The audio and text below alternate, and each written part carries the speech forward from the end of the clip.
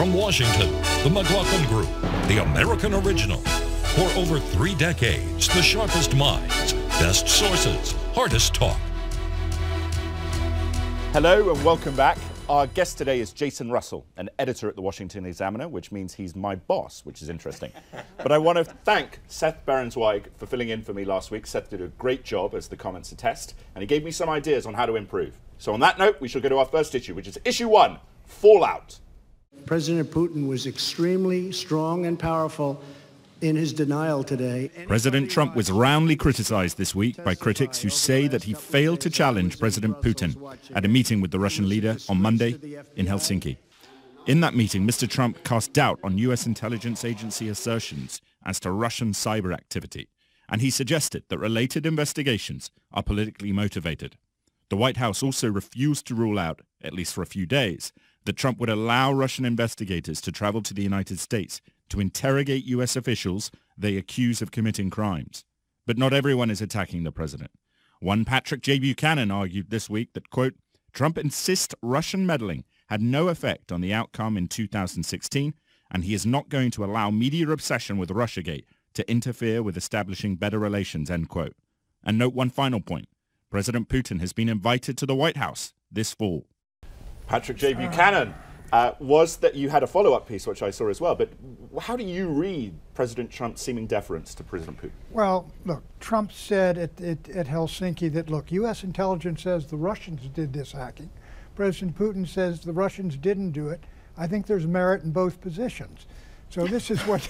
How does that bind up? That's like Charlottesville. It was called a gaffe.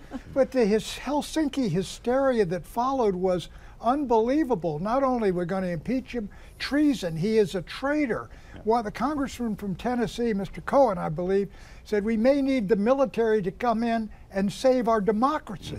The absurdity of it all was sort of fading away to a degree by the end of the week. But I will give Trump credit. First, Republicans are standing by Trump. Secondly, Trump believes correctly that the United States has got to have better relations with the second most powerful nuclear power on earth, if not our equal, and he's going to continue. You don't think China is the more powerful? China, not in terms of nuclear power. I mean, everybody, I don't understand the Russophobia that really is rampant in this city. There was nothing like what existed during the Cold War. All right. Such a gentle bunch there.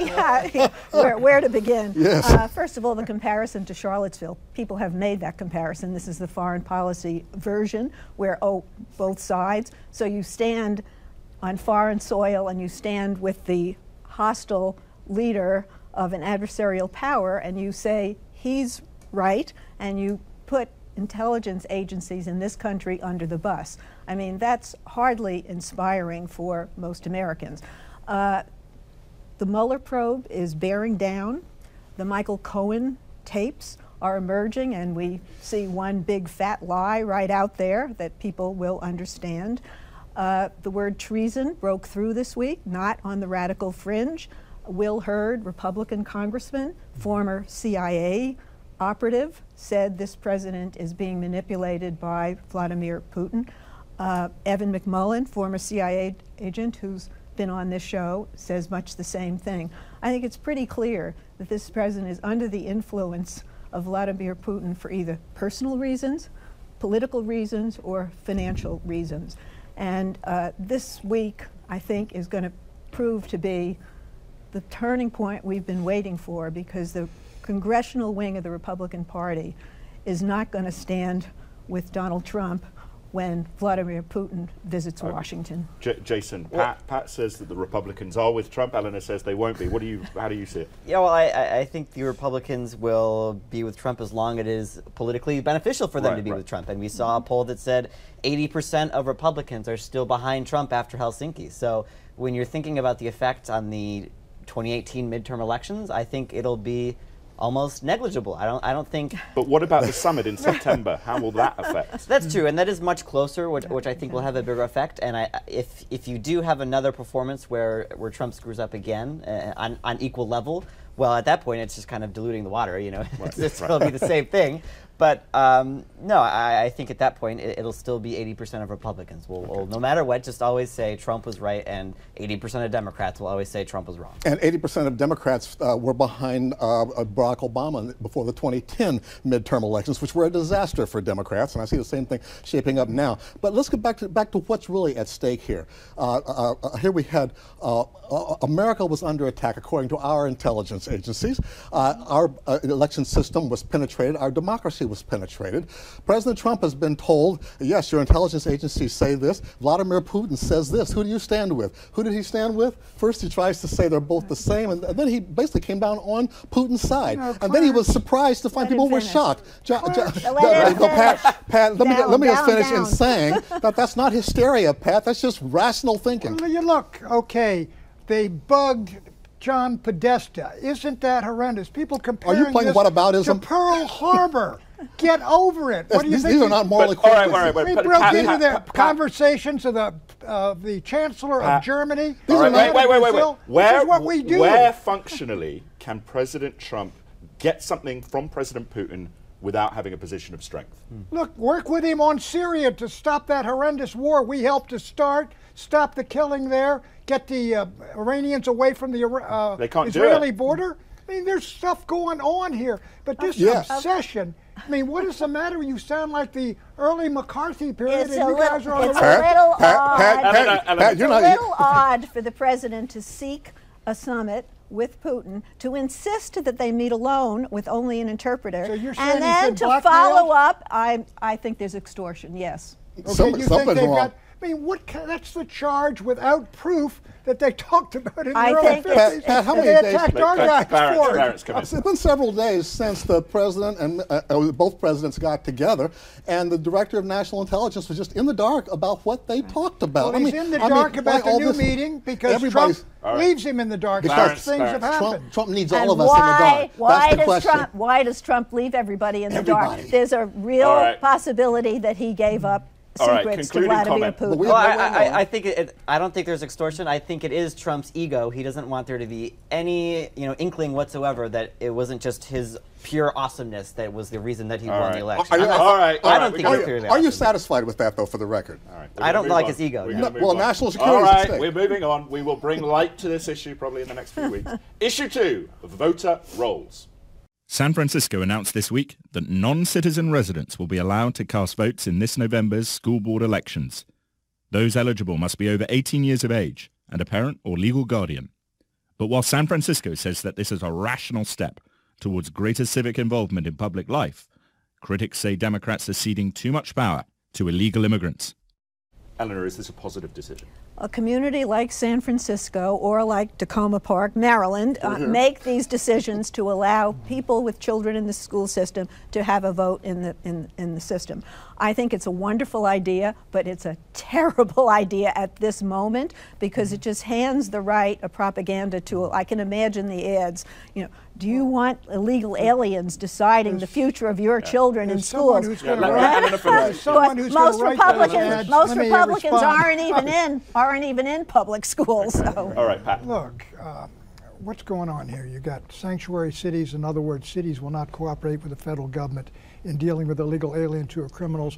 Illegal aliens can come into the country. They can now start voting. What you're seeing is what Arthur Schlesinger described in 1990 as the gradual disintegration of America as one country and one people when you're given all the rights of citizens to people who aren't your fellow citizens. Does it help Trump? I mean, look, this type of thing damages the left wing of the Democratic Party, which is being dominant, and it damages their chances for the fall. They're not going to do it in Virginia. We're talking about San Francisco and a group of people who live there who want these people to participate and see it as a positive thing. Sanctuary cities, right, exactly. You're safe, Pat. You're safe. No, the fact is that this has been going on for years. The suburb I live in Maryland and several other Maryland towns have had undocumented parents able to vote in local elections, not federal or state. Right. But the fact is that these folks are paying taxes.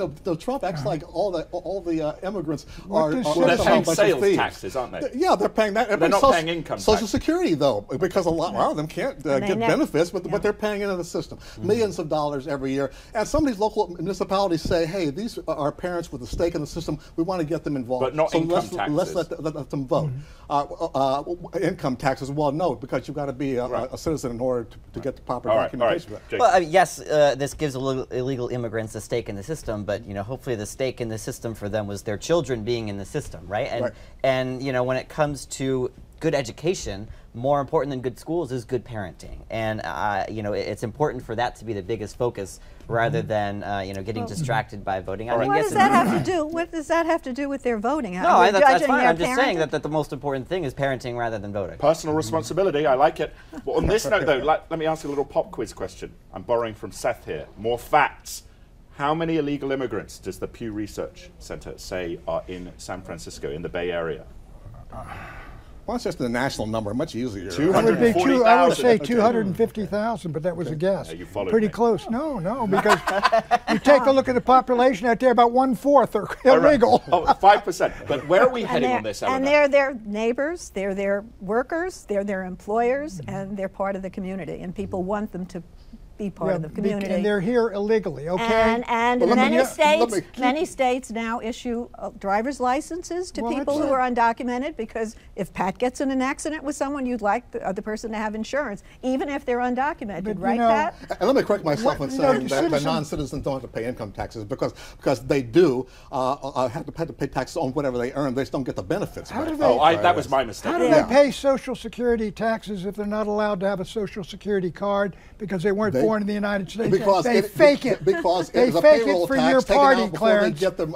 before they get the Taxes check. are taken out. But they don't get the benefits from it. That's what I'm saying. They're subsidizing the system. Jason, this is an energetic panel today. I like it. I would just say, let me ask you a question, yes, though. Do you think when we get to 2020, as the Democratic left doubles down on this narrative of sort of giving more rights to illegal immigrants or undocumented immigrants, President Trump doubles down on his own angle, who comes out on top? Well, I mean, if they do double down, but I think it depends on who they nominate. If they nominate someone like Joe Biden, which we'll talk about later. What about Ocasio-Cortez? Yes. She's not over 35. Well, she can run for president, right? But, that if they do double down, that would be a mistake. I think if they tried to do this kind of thing and let illegal immigrants vote nationwide. Let's get serious. Right, this is all Republican fiction here, talking about this being a major issue in the campaign. Democrats plan to emphasize health care and other issues that average Americans care about, and that Republicans have given short shrift to. They're not going to double down on absurdities like abolishing ICE, this kind of thing. Abolishing ICE, open borders, impeach Trump. Those are your issues. Those are Republican slogans and propaganda issues, and Democrats better be ready for it. You're right, though. We got our issues, and you guys got yours. That's right. And Republicans are going to try to turn MS-13 into Willie Horton, as I mentioned on an earlier show, and Democrats got to be ready for that. And Democrats will hang the rising health care premiums around the neck of every Republican. But how to pay for public options. Anyway, when we come back, a question of free speech online and some news from the 2020 presidential race. Over the next minute or so, log on to Twitter and follow us at McLaughlin Group. We'll see you in a moment.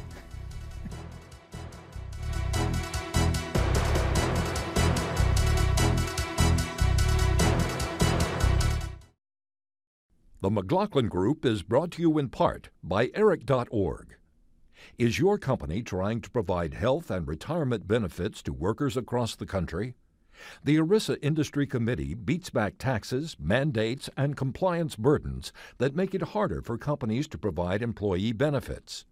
Learn how Eric supports large employers at Eric.org. For more than a century, the Greater Washington Board of Trade has focused on growing our regional economy. We work every day to foster collaboration, build pipelines for skilled workers, embrace innovation, and attract investment. We must think, plan, and act as a region to better leverage our shared assets so we can continue shaping and advancing a vibrant regional economy for the next 100 years.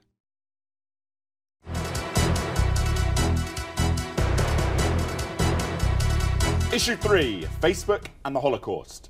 Facebook CEO Mark Zuckerberg this week defended his decision not to censor Holocaust deniers. While Facebook will remove content that it says has incited violence in areas of South Asia, it will not restrict those who say the Nazi murder of 6 million Jews never occurred.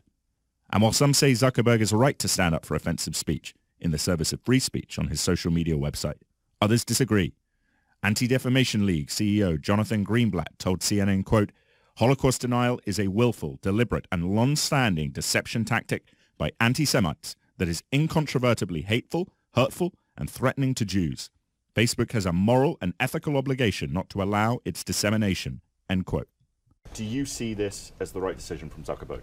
I think it is, yeah. I mean, let's be clear. This is not a legal free speech issue. Facebook is not a public utility. Yeah. It's not a publication. It's a social network. It connects people to what their friends or other people are saying.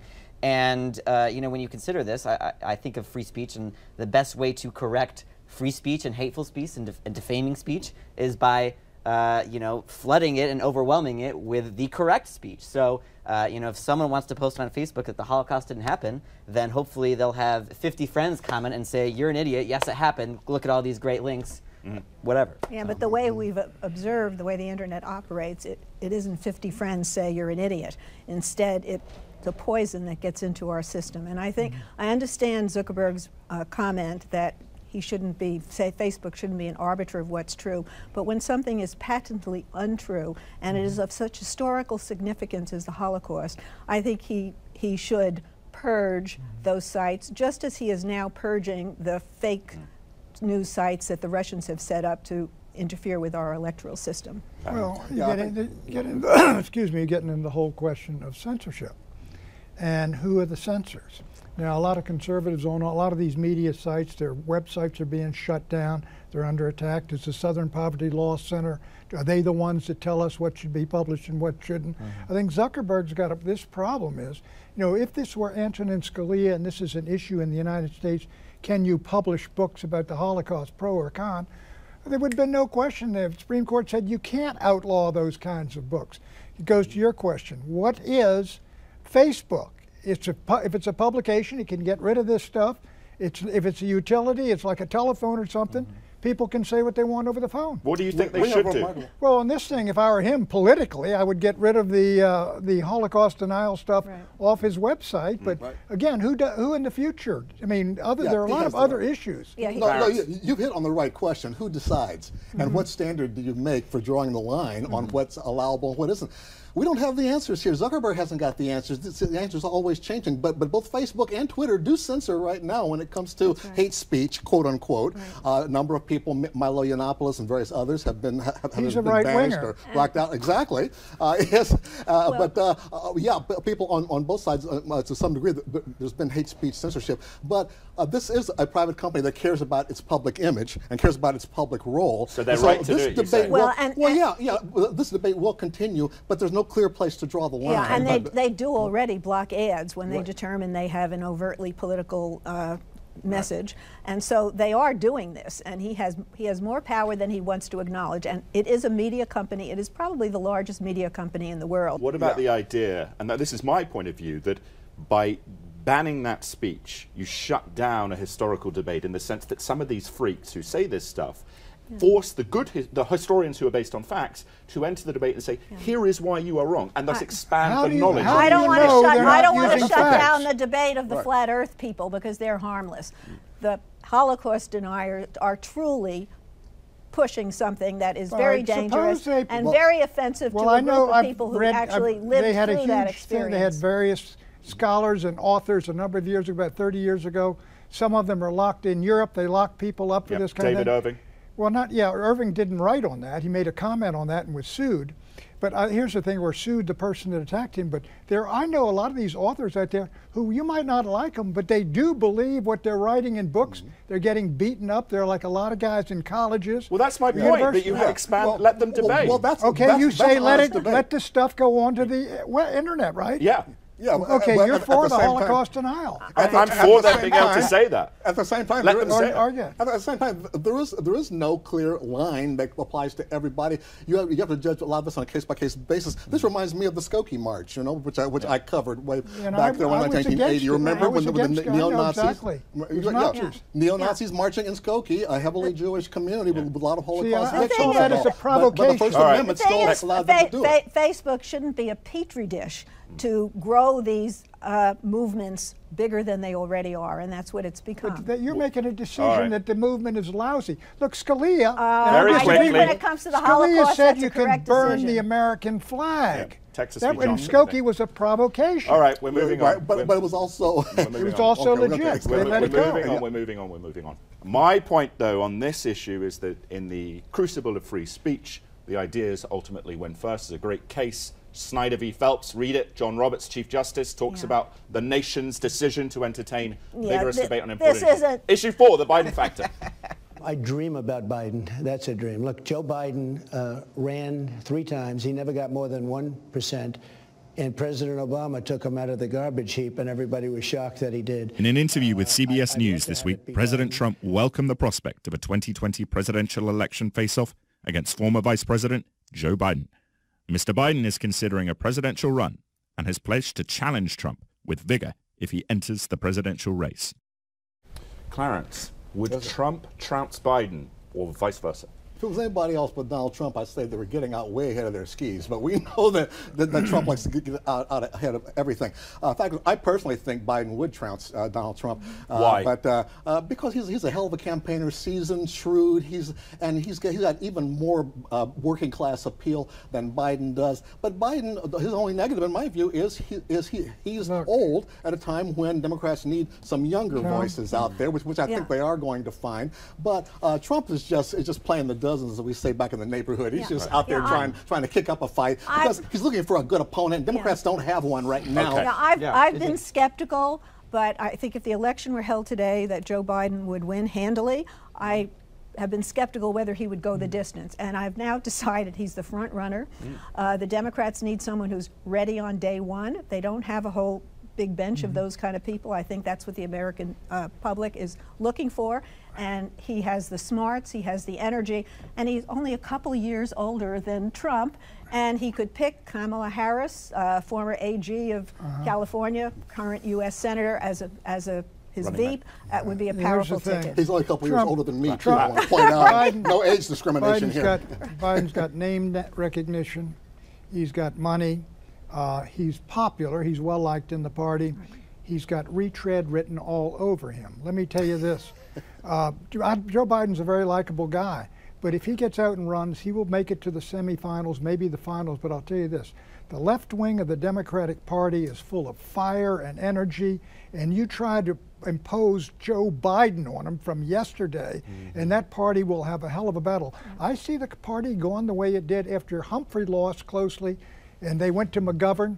I think it's going to be a McGovernite. I don't think it's going to be running against the general election. Jason. The general election would be very close between Trump and Biden, because there'd be a lot of those blue-collar voters who switched from Obama to Trump would have to have those really tough decisions about, they like Trump that he's a fighter, they like that he's appeals to blue-collar people, and there would be a lot of tough decisions there in the general election. But I'm not sure that Biden could make it through the primary. There are, like Pat said, there's a lot of energy on that far left. And I think, do you expect to be the nominee?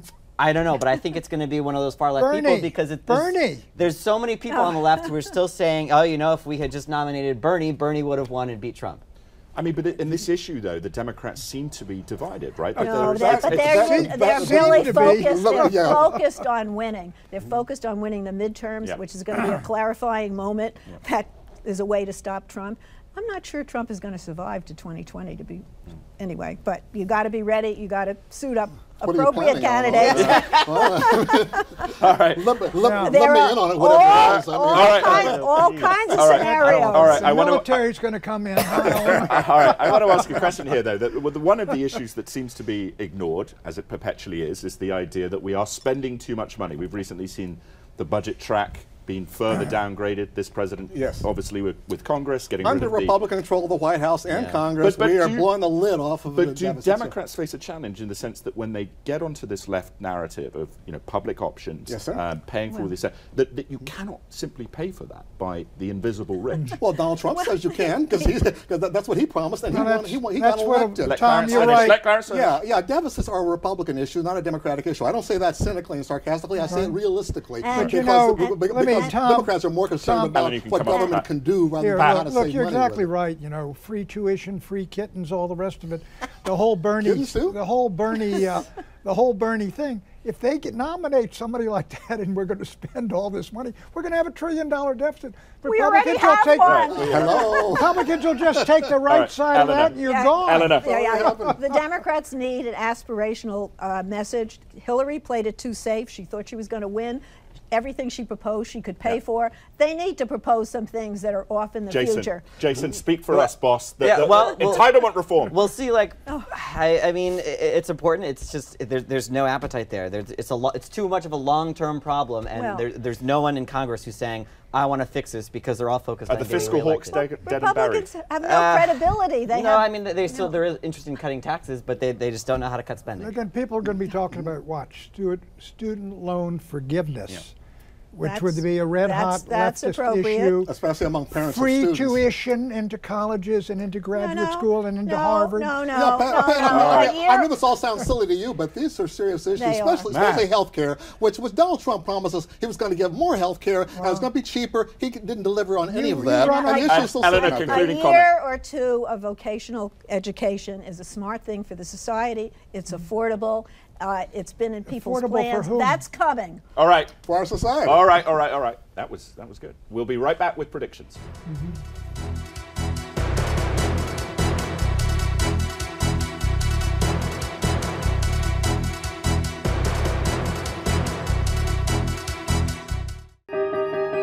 For more than a century, the Greater Washington Board of Trade has focused on growing our regional economy.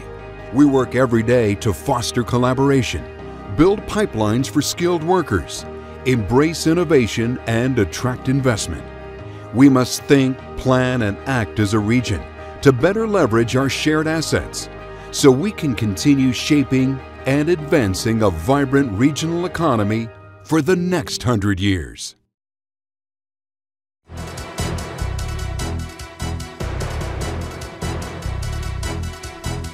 Predictions, Pat. The Russians are coming, the Russians are coming. The arrest of that redhead gal will cause the press to chase after the National Rifle Association. Have the Russians infiltrated it? Also the National Prayer Breakfast, if you can believe it. Okay. Yes, and the way things are going, impeachment is looking possible, but conviction is also looking possible. The Brookings Institution, a think tank in Washington, surveyed 14 Republicans in the Senate have crossed swords with the president.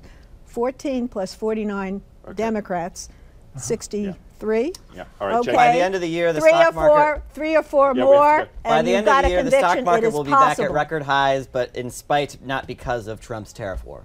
Okay. Clarence. Michael Cohen's got more tapes, I predict, and we will find out some more interesting headlines as a result of it. Okay, very good.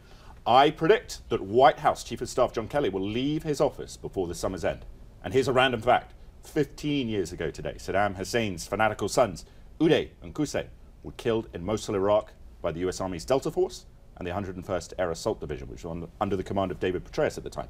The two brothers were despicable individuals, particularly Uday, who had a penchant for torture and murder. Anyway, it's good they're dead. Thanks for watching, and we'll see you next week.